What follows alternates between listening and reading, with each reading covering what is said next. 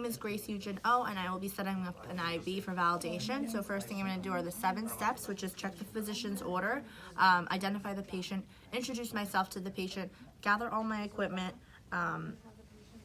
provide the patient with privacy, wash my hands, and explain the procedure to the patient. So first thing I'm going to do is gather my equipment. This would have been in a protective coating, and this would have been wrapped, and before anything I would check that, make sure that everything's sealed and that the expiration dates are up to par. I would also make sure the medication does not have any hard particles inside or anything strange, and none of the pieces were tampered with. So as I enter the room, I'm going to once again wash my hands, check the IV site, make sure there's no redness, tenderness, or swelling, and make sure that the site looks clean. So now I'm going to start priming my tubes. So once again, I'm making sure that everything is not tampered with and that the medication is correct. So I will have released my tubes. There should be a cap on this tubing on top of the spike. So I'm going to pretend to remove the cap.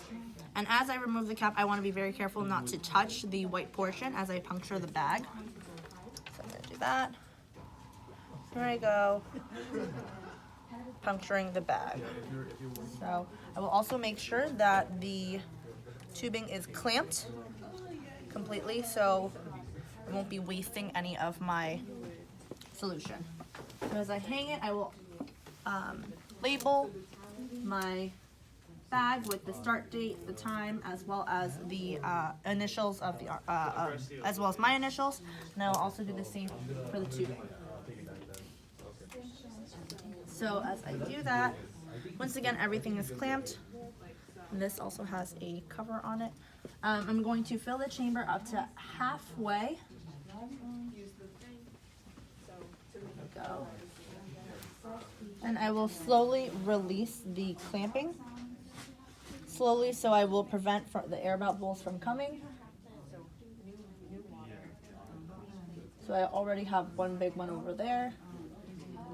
So I will slowly release the tubing. And I want to keep everything above waist level to make sure that we maintain the sterility of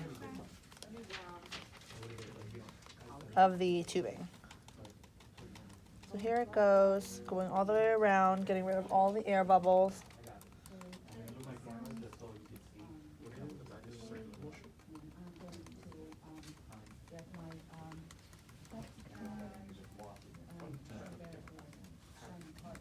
Okay.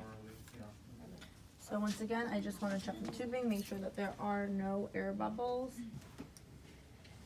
There are a few here, so I'm just going to release it.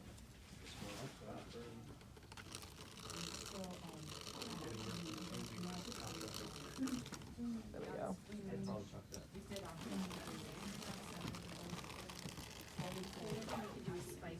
Okay. So now that the air bubbles are clear from the tubing, I will grab an alcohol swipe, swipe the top, swipe the port. And once again, as I'm doing this, I'm assessing and making sure that there's no redness, pain on the port or the site. I'll connect the two together. So. And now I will start getting my drip factor. So what I'm going to do is 60 drops per minute. So that's 1 drop per minute. I'm sorry, 1 drop per second.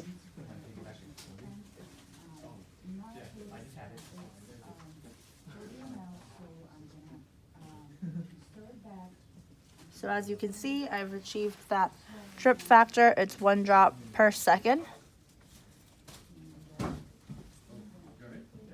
There we go. And once again, I've labeled my bag and my tubing. I want to lower the bed to the lowest height, make sure the patient is comfortable. Wash my hands, record my I's and O's, and that is it.